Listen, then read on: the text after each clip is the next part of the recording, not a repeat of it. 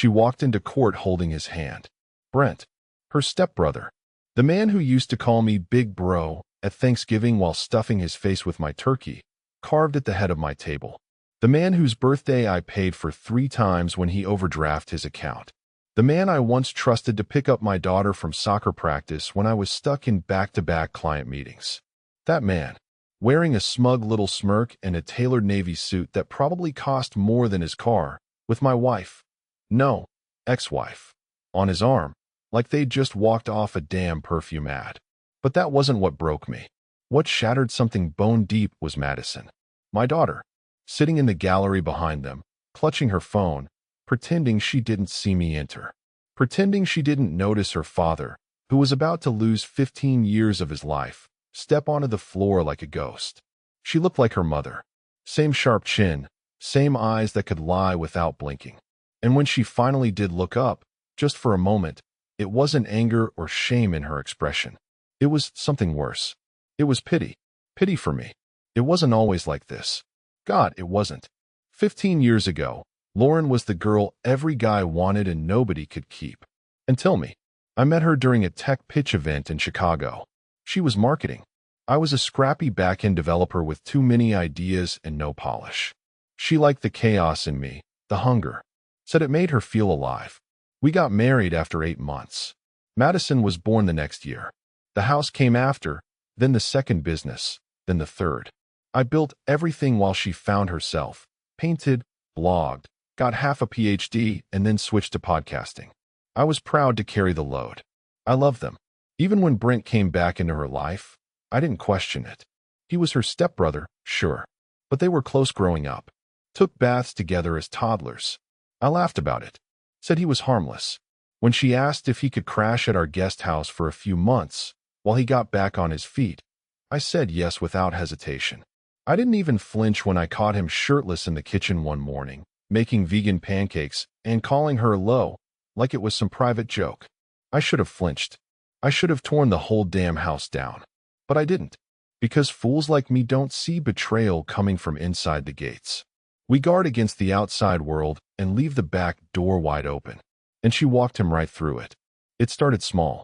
Late-night marketing calls she took in the garage. A new perfume I didn't recognize, worn only on Mondays and Fridays. Madison asking if Brent was coming to family game night again. I chalked it up to coincidence, routine, normal chaos. Then one night, 3 months before court, I came home early from a conference in Austin, and I heard moaning. At first, I thought maybe Madison had left the TV on. But then I heard her voice, Lawrence, gasping, breathless, saying his name. His name. I didn't go in. I didn't need to. I walked out the back door, sat in my car, and stared at the dashboard clock until dawn. My hands never moved. Not to call her. Not to confront. Not to cry. I just sat there, the hum of the engine off, while something inside me calcified. By the time the sun rose, I had a plan. I started with the businesses. Quietly, I formed holding companies. Shell LLCs layered across state lines. Reworked the ownership structure so she'd still see her name on papers if she bothered to look. But control, voting power, bank access, all gone. Next came the assets. Our lake house. Transferred. The studio she called her sanctuary. Sold to one of the shells for $1. The joint account. Drained, slow and steady, just under the radar, into protected trusts. I hired a tax attorney, an asset protection firm, and a forensic accountant before I ever called a divorce lawyer. And I smiled through it all. At home, I played dumb. I kissed her forehead every morning, packed Madison's lunch, talked about refinancing the house like nothing had changed. I even invited Brent to dinner, twice. Watched him chew steak at my table, oblivious. Watched them exchange looks over wine, their secret sizzling between them like a live wire. She thought I didn't know. Thought she was brilliant. Thought Brent was some forbidden thrill, and I was the aging fool too busy with spreadsheets to notice his own wife slipping out the back door in yoga pants. She didn't know I'd already walked through that door 3 months before. And by the time court rolled around, I had signed over every last dollar into walls so thick she'd need a SWAT team to breach them. She thought she was walking in to take me for everything. She was walking into a coffin. And she didn't even know she was the one who nailed it shut. 3 days before the hearing, Lauren left a red envelope on the kitchen counter with my name written in her handwriting. Rounded L, hard slant on the R, just like the wedding invites she'd designed herself all those years ago. I didn't open it right away. I made coffee first. I fed the dog. I checked the security cameras, out of habit now, since I'd installed them silently months ago, including the one hidden behind the gardenia planter outside the guest house. Only when the house was quiet, like it used to be before the rot, did I finally tear it open. It wasn't a letter. It was a single sheet of cardstock. On it, 2 lines. This isn't about revenge. It's about freedom. You'll understand someday. No signature. No apology. Not even an insult. Just that sterile, smug, sugar-dipped lie. She thought she was freeing herself? From what honesty? Loyalty? The man who raised her daughter and paid every damn bill in her life? I stared at the note so long I memorized the indentations her pen left behind. I burned it in the sink without a word. And then I drove. Not to my lawyer's office. Not to my CPA. Not even to the courthouse. I drove 2 hours north, to my father's cabin, the one Lauren never wanted to visit because it smelled like old wood and poor decisions. I unlocked the door, stepped into the cold, and stood in silence. Then I screamed. Just once. Loud enough to shake the glass. Not because I was heartbroken. No. That phase passed the night I sat in my car while she moaned her stepbrother's name in my bed. I screamed because for 15 years, I believed we were building something. And now I saw the truth. We weren't building. I was. She was borrowing. Every favor I extended, every opportunity one gave her, every introduction to investors, agents, friends with influence, it was all fuel for her next jump. And Brent? He wasn't the reason she left. He was just her excuse. She wanted out the moment she thought she could do better. Back in court filings, her lawyers painted a vivid picture, that I had grown distant, that she'd felt emotionally stifled, that I was controlling with finances. Hilarious, coming from the woman who hadn't filed her own taxes since Obama's first term. She asked for the house, the cars, 50% of the business assets, and a structured monthly payout to maintain the lifestyle she'd grown accustomed to. The only thing she was about to grow accustomed to was confusion. Because 2 weeks before she served me, I'd already transferred full legal control of our companies to a multi-member LLC, on paper, managed by 2 silent partners who'd agreed to hold temporary stake for a nominal fee. In reality, it was me. All of it. Funneled back to me, buried under 7 layers and 2 corporate trusts in Delaware. Even the house she wanted so badly had been quietly refinanced into a corporate lease under a shell name. I was technically renting my own home, and she never noticed. Not even when she signed the mail. Brent must have thought he hit the jackpot. Youngish, broke, riding shotgun in a luxury crossover he didn't pay for, sleeping with his forbidden fantasy in $1 million home. She probably told him I'd cave, that I was weak, that I'd give her whatever she wanted to keep things civil for Madison. And that's the part that really burned. Madison. She was old enough to see, to know. She saw me bust my back for this family. She saw who stayed up when she had the flu, who drove her to school at 6 in the morning, who left work to be there for every presentation, every competition, every heartbreak. And still, she started calling Brent B. She said it like it was natural, like it belonged to someone who'd earned it. One night, just after the filing, she asked me if I was going to be cool about this. Be cool, I repeated. Yeah, Mom says you can be really controlling when you're emotional. Like when you froze her card that one time just because she overspent. That one time was when Lauren dumped $8,000 on rebranding her podcast and left us without mortgage coverage that month. But sure, I was the villain. That's when I knew Lauren hadn't just been rewriting our history for her new man. She'd been rewriting it for our daughter, too. And yet, I didn't react. I didn't yell. I didn't defend myself like some desperate man begging to be believed. I just smiled. Because the deeper she dug this lie, the harder her fall would hit. Madison wouldn't understand right away. Maybe not for years. But when she did, when the masks dropped and reality slapped every one of them across the face, she'd know. She'd know her dad didn't just roll over and take it. He played the long game. And in the long game, you never show your cards until the river. And I was holding all the aces. I let her think she was winning. Every move she made, every smug glance across the kitchen table, every whispered phone call with Brent behind the garage, she thought it was power. She thought it was leverage. But all it really did was sharpen my blade. 2 weeks after she served the papers, I invited her to dinner. Not some petty, emotional ambush, something better. I made her favorite, lemon caper chicken, roasted fingerlings, and that dry white she used to say made her feel expensive. I even set the table with those god-awful brass napkin rings she insisted on registering for back when we still believed in things like forever. She showed up late, walked in like a guest, full makeup, phone in hand, glancing around like she expected cameras. Brent didn't come, but I could smell his cologne on her, cheap and sweet, like drugstore confidence. She sat down across from me with a forced smile that didn't quite reach her eyes. "You didn't have to do this," she said, folding her napkin way too delicately. "I know," I replied, pouring her wine. "But I wanted to. For old times." We ate mostly in silence. She picked at the chicken. I let her. She kept glancing at her phone, probably waiting for a text from him. Or maybe waiting for me to break. To beg. To crack open like some pathetic man desperate for scraps of attention. Instead, I raised my glass. "To freedom," I said. That got her attention. She paused, gave that little tilt of the head that always preceded her manipulation. "So, you're not going to fight this?" I smiled. God, I smiled. Why would I? You deserve to be happy. That was the moment I saw it. The micro-expression. The twitch in her cheek. Not relief, confusion. She hadn't expected me to go down quiet.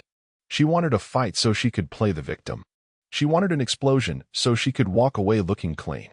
Instead, she got a polite goodbye dinner with too many napkins and a man who was dangerously calm. When she left, she kissed my cheek. Like it meant nothing. Like I hadn't built her empire, raised her child, saved her family from bankruptcy when her father lost everything in that Florida scam. She walked out like she was ascending. And I let her. Because upstairs, in my home office, was the other dinner guest, a file labeled Contingency 9. Inside? Emails. Logs.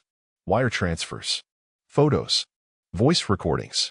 And a contract Brent signed 2 years ago, agreeing to become a non-equity ambassador for my former startup, complete with a morals clause and a confidentiality agreement he violated the second he opened his damn mouth to anyone. I watched his Instagram like a hawk. He posted a story that night, a photo of Lauren's hand on his thigh, captioned, "Luckiest guy alive, 100 points. Perfect. That was all I needed.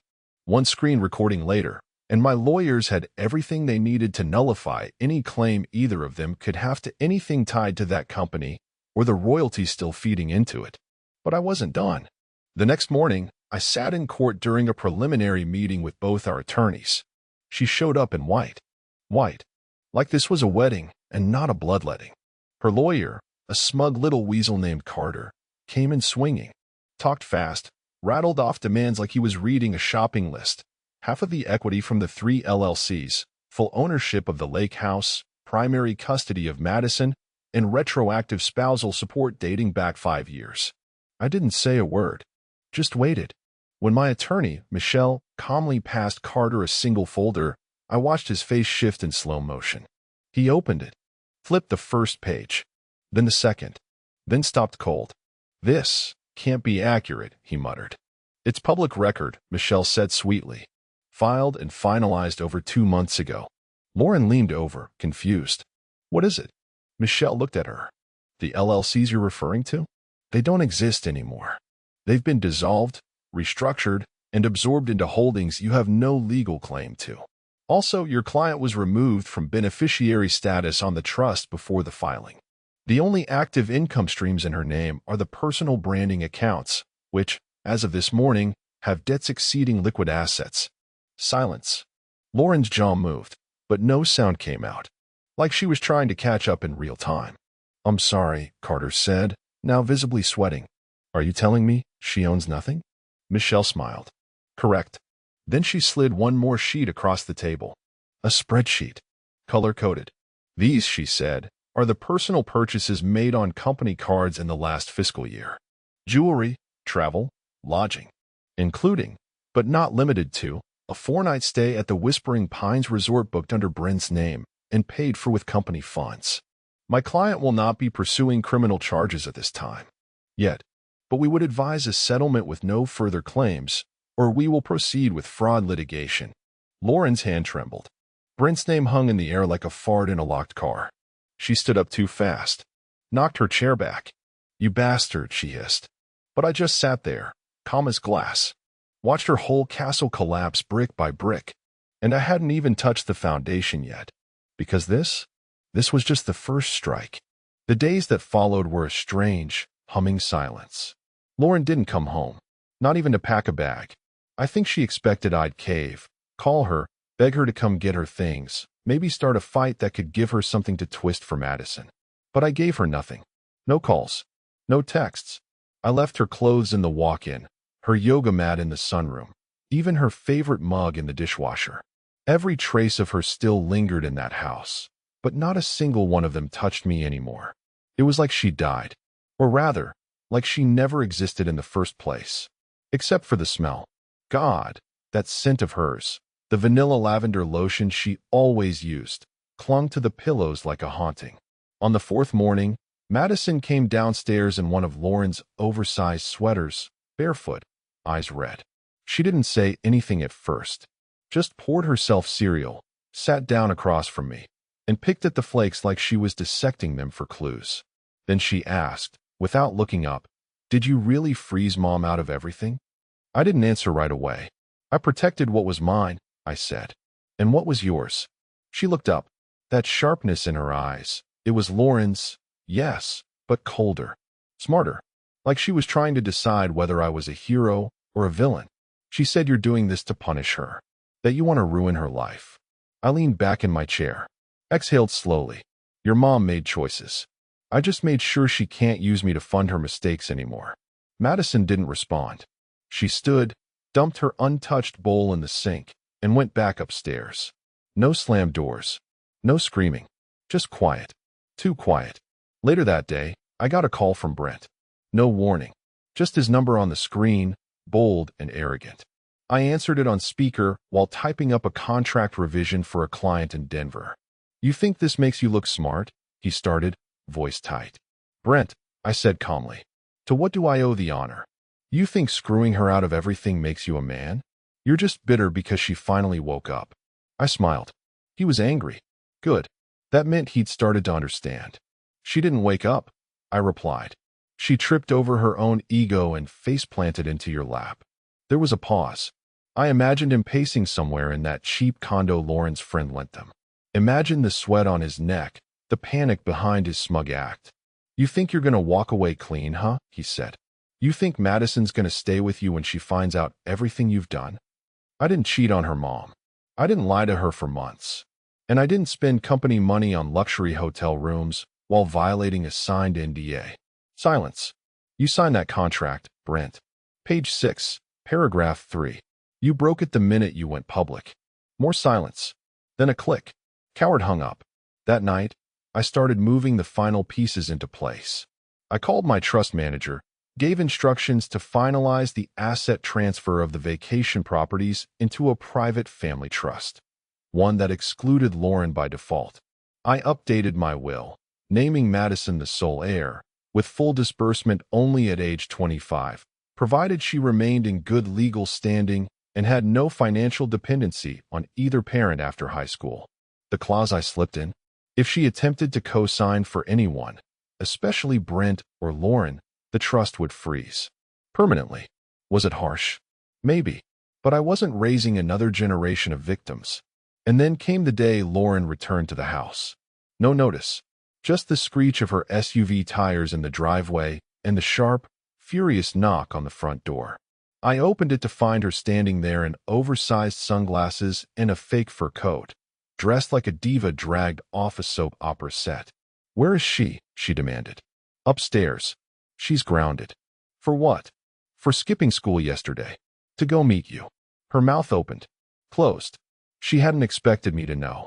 "I have cameras," I said. You really think I wouldn't track her phone after everything? I'm her mother, she snapped. You're her cautionary tale. Lauren pushed past me, stormed up the stairs, heels clacking like a countdown. I let her go. Let her yell. Let her scream about brainwashing and manipulation. Madison yelled back. They both cried. The sound of it echoed down the hallway like a funeral dirge. 20 minutes later, Lauren came back down, red-eyed, seething. You poisoned her against me. No. You did that when you slept with your stepbrother and left her to choose between two versions of the truth. She moved toward the door, paused with her hand on the handle. This isn't over, she hissed. No, I agreed. It's only just getting started. Because what she didn't know, what not even Madison knew, was that I'd hired a private investigator 2 months ago, and he'd just sent me something that morning. A file, a timeline, photos, proof that Lauren and Brent had been more than just emotional long before the divorce. Long enough that the legal ramifications weren't just messy. They were criminal, and I was about to open the door to a courtroom where her lies would rot under oath, where her dignity would shrivel under deposition, where everything she touched would turn to ash. I wasn't just taking the house or the cars. I was taking her name, her credibility, and when I was done, she wouldn't even recognize herself in the mirror. The private investigator's file came in a thick manila envelope, hand-delivered. No digital copies. He knew better than to leave something this volatile floating in the cloud. I signed for it at the door, then took it straight to my study and locked the door behind me. I poured a double bourbon, no ice, and then I opened the past. Inside were 73 printed photos, most of them time-stamped, taken across 2 states, 6 cities, and spanning over a year. There were shots of Lauren and Brent checking into boutique hotels under fake names, slipping out of restaurants hand in hand, kissing in parking garages. In one especially grainy frame, they were tangled together in a cabin rental I'd paid for, a supposed mother-daughter getaway that clearly never involved our daughter. Alongside the photos was a typed timeline, color-coded, with receipts, literal receipts, room service, gas stations, credit card charges. All of it matched against my accounts. Most of it billed directly to either our joint card or the business card Lauren was authorized to use. But the bombshell? Brent wasn't just her affair partner. He was also her contractor. 6 months ago, Lauren had hired Brent through a side business she secretly registered under Madison's name, Madsun Creative LLC, using my daughter's SSN without her knowledge. Brent was listed as a consultant. The business had received a small grant from a local women's entrepreneur fund. And according to the grant application, the primary applicant, Lauren, had declared no familial or romantic connections to her team. Fraud. State and federal. The PI's report included witness testimony, neighbors who saw them behaving inappropriately, a former assistant who quit after catching them half-dressed in my wife's recording studio, and even a staff member at one hotel who remembered Brent bragging about the boss's wife. I read every word. Twice. Then I set the folder aside and just sat there. I wasn't angry. Not in the way I expected. I was focused. Lauren had just gone from morally bankrupt to legally vulnerable. This wasn't about custody squabbles anymore. This was about leverage. She thought she'd gambled and won. But now I had something she'd never anticipate, a loaded gun made of her own fingerprints. The next morning, I filed a request for an emergency motion to reassess custody and freeze all remaining joint assets pending fraud review. Lauren didn't see it coming. She called me 5 times in 1 hour. I let every call go to voicemail. Her texts came in hot, first confusion, then pleading, then fire. Accusations. Threats. At one point, she even tried to guilt me through Madison. She's still your daughter, even if I'm not your wife. Don't punish her because you hate me. I didn't reply. I didn't need to. The court date was already set. What Lauren hadn't realized was that my emergency filing triggered a deeper audit into her financials. And that meant all the shell accounts, all the side LLCs, all the assets she tried to hide or shift. They were now under scrutiny. The court subpoenaed her records, froze access to every account she had tied to me. Even her podcast ad revenue was flagged and halted until further notice. And Brent? Brent got served at his new job. He just landed a minor marketing gig at a startup that thought he was a rising star. I sent them a copy of his NDA violation and the PI's photos anonymously. Within 24 hours, Brent was no longer with the company. 2 days later, he was tweeting vague quotes about betrayal and fake people. Lauren liked everyone. By the time the next hearing rolled around, Lauren looked like someone who hadn't slept in a week. Her hair wasn't done. Her nails were bare. She wore a wrinkled beige blazer that didn't fit her shoulders. Gone was the icy confidence. Gone was the sharp tongue. She walked into court clutching her water bottle like it might save her. She wouldn't even look at me. But I looked at her. The woman I had once built a life with. The woman who told me I was her safe place, her home, her forever. Now just a shell, panicked, cornered, and aware that the game she was playing had too many levels she'd never understood. Her attorney looked uncomfortable, nervous. The judge reviewed the motion, the financial disclosures, the preliminary fraud evidence, and the forensic summary provided by my team. And then calmly, coldly, he froze everything she owned. Effective immediately. Her accounts, her business entities, her personal property holdings. Every dollar she thought she had gone. She would have to petition to access even basic living expenses. And when the judge announced that, Lauren didn't protest. She collapsed. Right there, in open court. Screamed. Cried. A guttural, soul-shaking sound that echoed across the chamber like someone mourning a death. Because something had died. The illusion. The control. The mask. She clutched her lawyer's arm and begged for air, begged for a recess, begged for me, and when her eyes found mine, they weren't filled with hatred or pride anymore. They were filled with terror. The bailiff helped her out. The courtroom emptied. I stayed seated, calm, because I wasn't done. This wasn't the finish line. This was just the middle of the match. And I had more moves left than she could ever imagine. 2 days after Lauren's collapse in court, I found a handwritten letter shoved into my mailbox. No stamp, no return address. Just my name in shaky blue ink and a faint smudge where she must have wiped a tear before stuffing it in. I stood on the porch under gray skies and read it in the soft hush before rain. It was 7 paragraphs of emotional blackmail. Rambling lines about the woman she used to be. About how she had felt trapped, invisible. How Brent saw her. How she never meant to hurt Madison. She said she was spiraling. That the world was crashing around her. That I had torn it all down and left her with nothing but shame. She ended with, "You won. I hope you're proud." I folded the letter slowly, carefully, like it was a piece of evidence, not a message. Then I set it on fire in the grill she once claimed was too manly for her patio aesthetic. She thought this was about winning.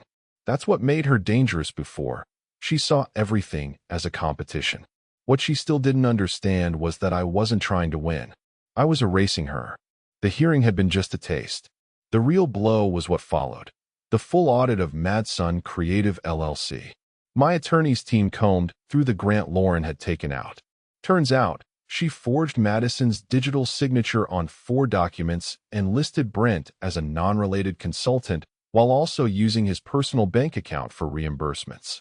That crossed state lines, which triggered federal interest, which meant Lauren was now not just facing family court, but criminal fraud proceedings. And the best part? The state-funded grant Lauren had bragged about on her podcast? That money had come from a federal pool earmarked for disadvantaged youth development. Every dollar she spent at high-end retreats with Brent, every catered content retreat she claimed was professional development. That was theft. When the federal notice landed on her attorney's desk, I'm told she screamed. By then, Brent had vanished from her social media, quietly removed. No, we broke up, post, no poetic breakup quotes. Just gone. He knew. He felt the walls closing in. Rats always do.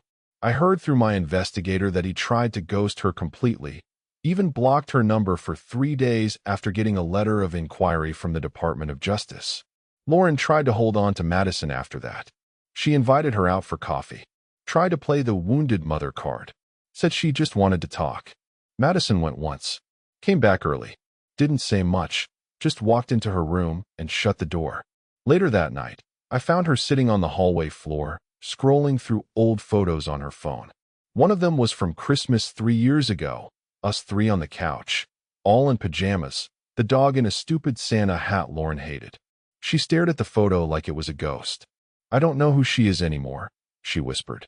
I sat down beside her. Let the silence do the work. "She used to sing to me when I had nightmares," Madison continued. "Now she is the nightmare." I didn't say a word.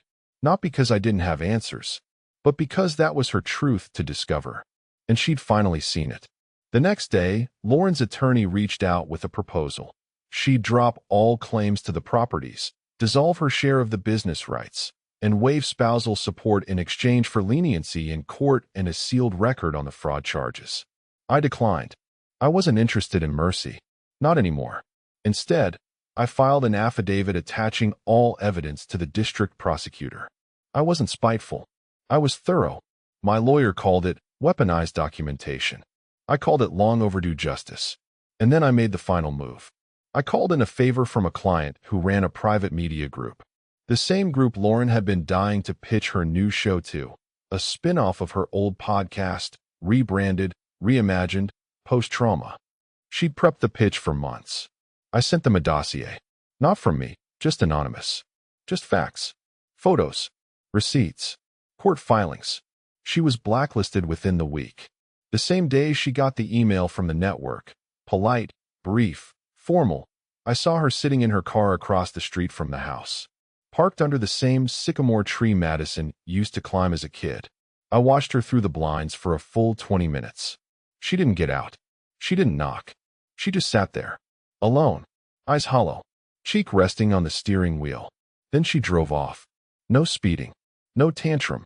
Just slow and empty. The neighborhood kids were riding bikes. A dad walked his dog past her bumper. Nobody noticed her. Nobody cared. The queen of the cul-de-sac had become a ghost. But ghosts don't haunt houses like mine anymore. They haunt themselves. 3 weeks passed. No calls. No sightings. No new legal filings. Just silence. Lauren had vanished from the social scene. Her Instagram sat dormant, her podcast episodes pulled. Her friends, especially the smug, wine-soaked wellness crowd that used to swarm our kitchen during brunches, went eerily quiet.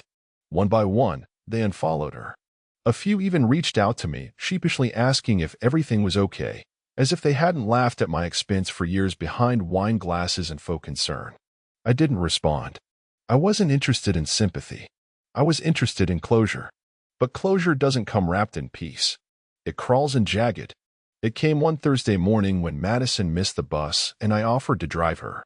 She barely said a word on the ride.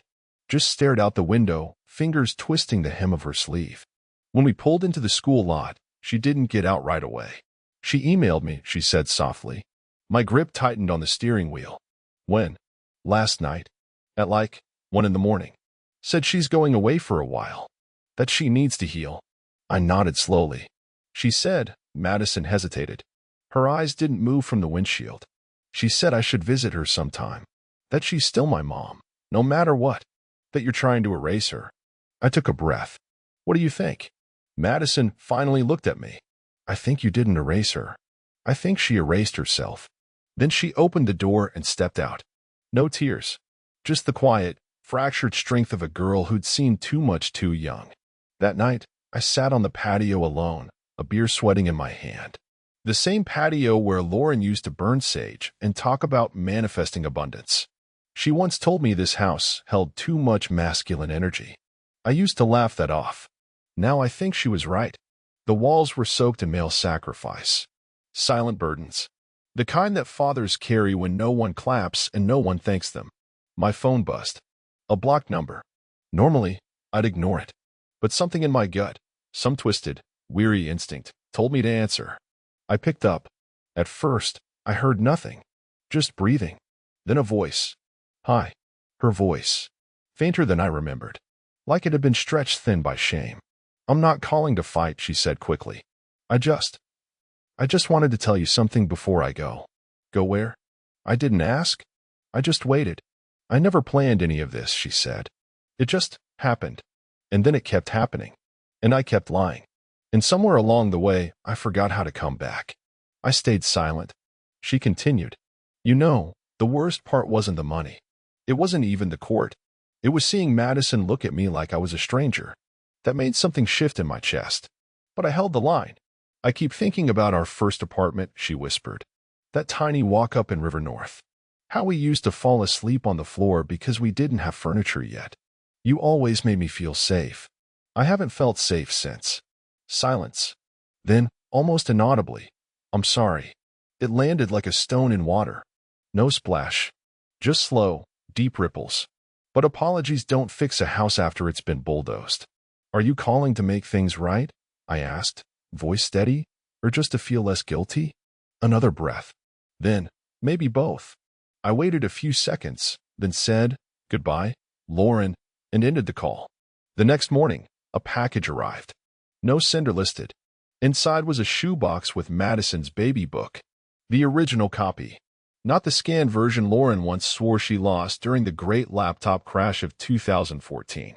Tucked inside the pages were handwritten notes Lauren had added, details I'd never seen. First steps. First words. Even a tiny braid of hair taped to a page labeled, her first real haircut. There was no note. Just a single photo at the bottom. Me, asleep on the couch, Madison on my chest, Lauren in the background smiling. I stared at it for a long time. Then I put it all back in the box, walked into the garage, and placed it high on the top shelf. Out of reach. Out of sight. The past belongs where it can't drip poison anymore. But there was one final chapter left.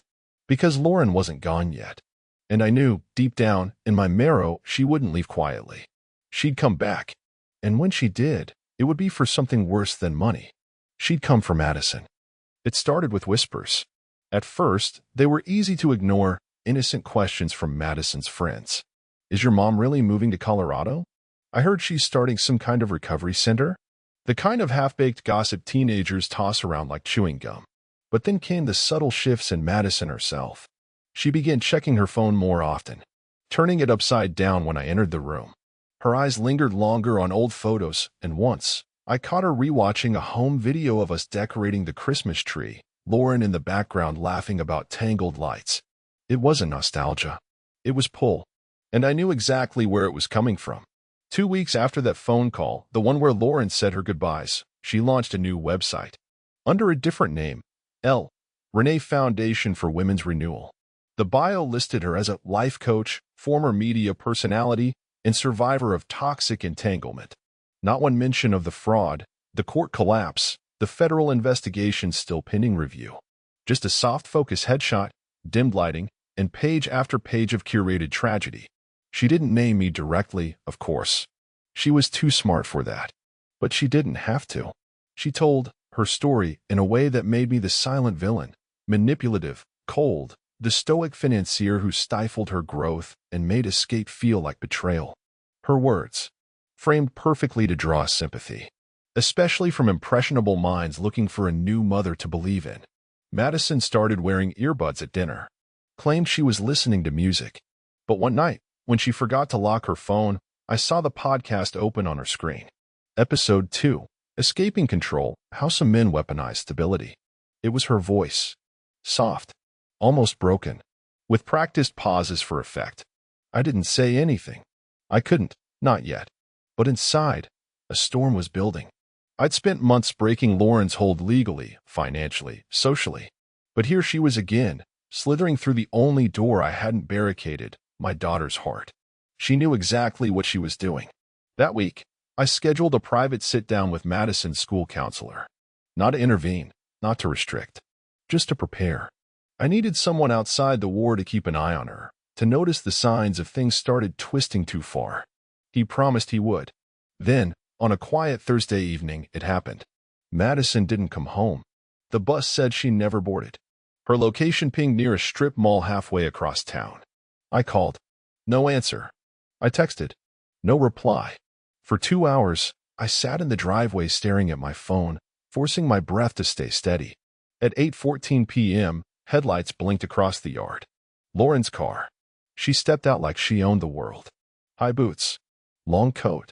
Not a speck of shame on her face. Madison came out first. Slow. Hesitant. Then Lauren followed, eyes locked on me like a challenge. I took her for coffee, she said, voice cold and clear. She needed clarity. You took her without telling me, I said. That's abduction. Don't be dramatic, she scoffed. She's not property. She's my daughter.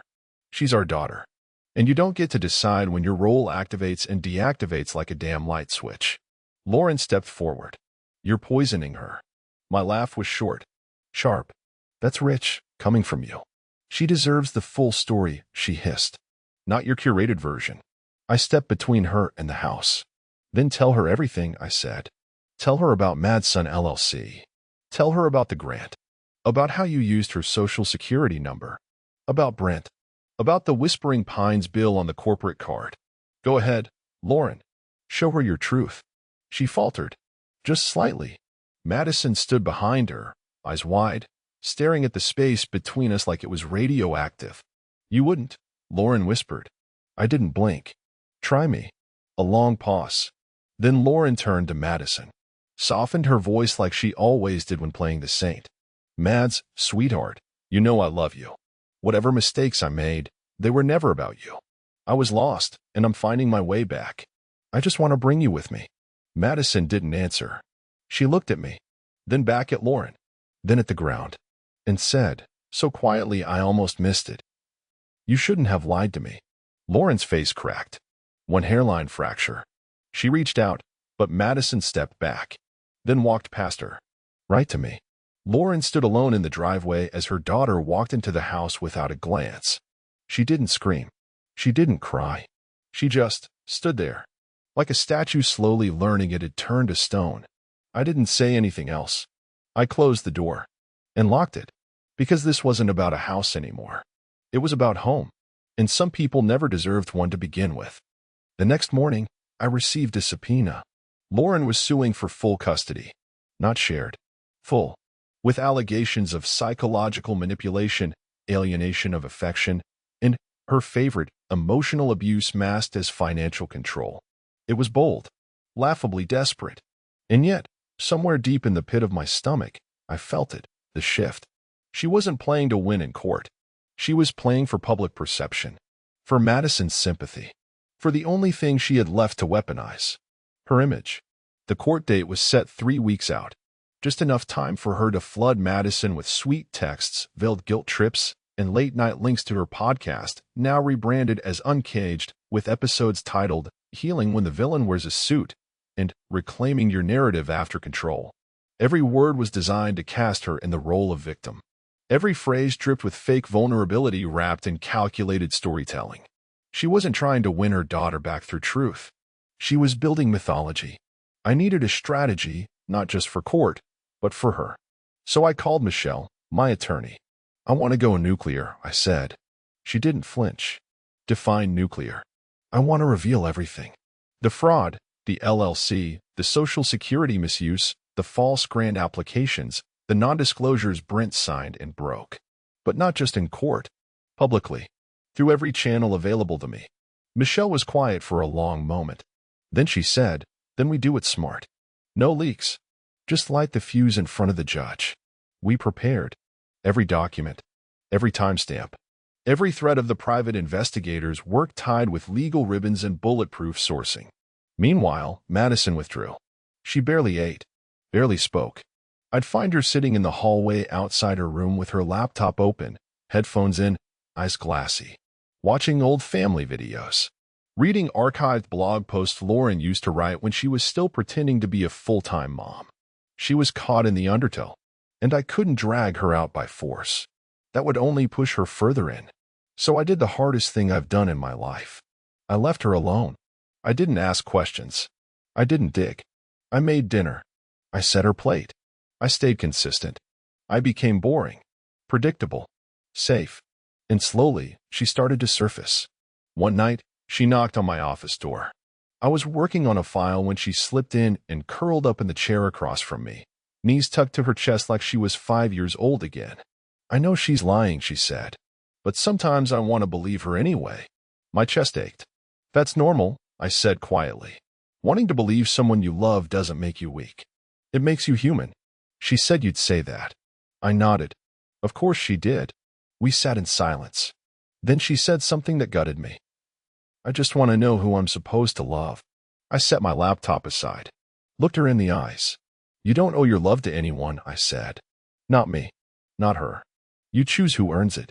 And you're allowed to change your mind when someone stops deserving it. She didn't cry, but her lower lip trembled. The next morning, I found the earbuds on the kitchen counter, wrapped in their case, untouched. The hearing came fast. Lauren arrived dressed like grief. Dark dress, no jewelry, pale makeup. Her lawyer flanked her with papers, but I could see it in her posture. She wasn't here to argue law. She was here to perform.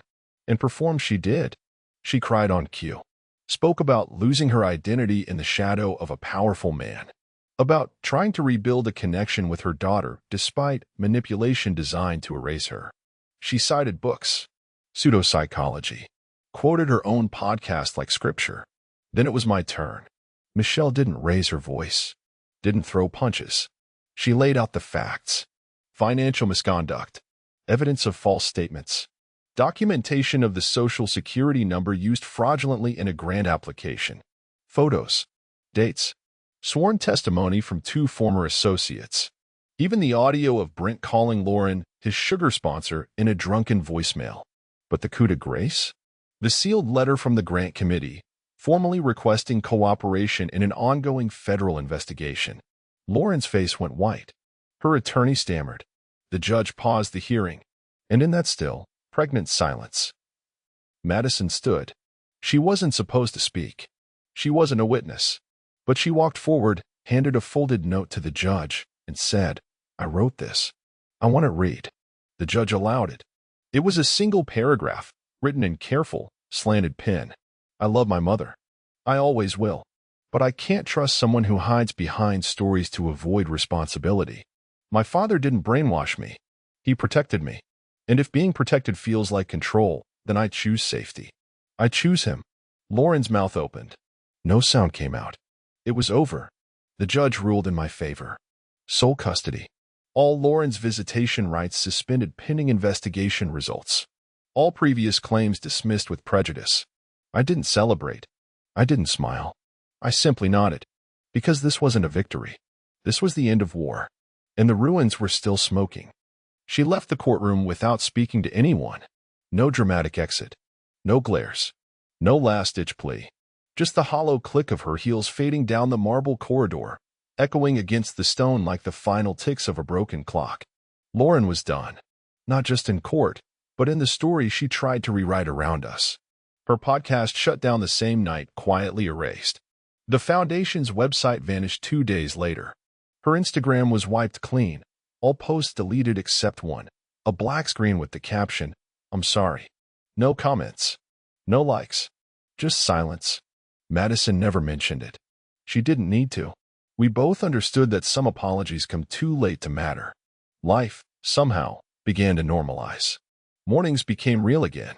No quiet tension in the kitchen, no second-guessing every phone buzz. Madison started smiling more, eating more, sleeping through the night. She picked up her old sketch pad, the one she hadn't touched in months, and started drawing again, portraits mostly. One day, I saw she'd sketched our dog sleeping under the porch. It looked peaceful, gentle. She was healing. We both were. I kept everything, the files, the audio, the photos, but I stored them in a fireproof safe in the attic. Not to hold on to the past, but to bury it properly. A tomb, not a trophy case. Then, 3 weeks later, came the last letter. Delivered by certified mail. From a remote address in Sedona, Arizona. No return name. Just a P.O. box. I opened it at the kitchen table while Madison was upstairs doing homework. Inside was a single page. "I won't fight anymore. I've lost enough. But I want you to know, despite everything, I did love you. I just didn't know how to stay. Not as the woman I was becoming. I hope someday Madison understands that I was broken long before Brent. And you just built too much around a woman who was always going to disappear. No signature. Just a pressed violet, flattened and dried, taped to the bottom. Lauren's favorite flower. The one I used to plant for her every spring." I folded the letter, placed it in a drawer, and poured myself a coffee. Madison came down a few minutes later. She sat across from me, twirling a pencil between her fingers. "You okay?" I nodded. "Just thinking." She studied me for a moment, then said, "You know you don't have to hold it all together anymore, right? It's okay to fall apart a little." I smiled. "That's the problem with dads. We forget how. She reached across the table, squeezed my hand once, then went back to her math book. The house was quiet. Not the kind of silence Lauren had left behind, the suffocating, deceptive hush of secrets, but the kind that fills a space when it finally breathes again. When ghosts give up. When walls stop listening for lies. That night, I sat on the back porch with the dog at my feet and the stars above the old oak trees.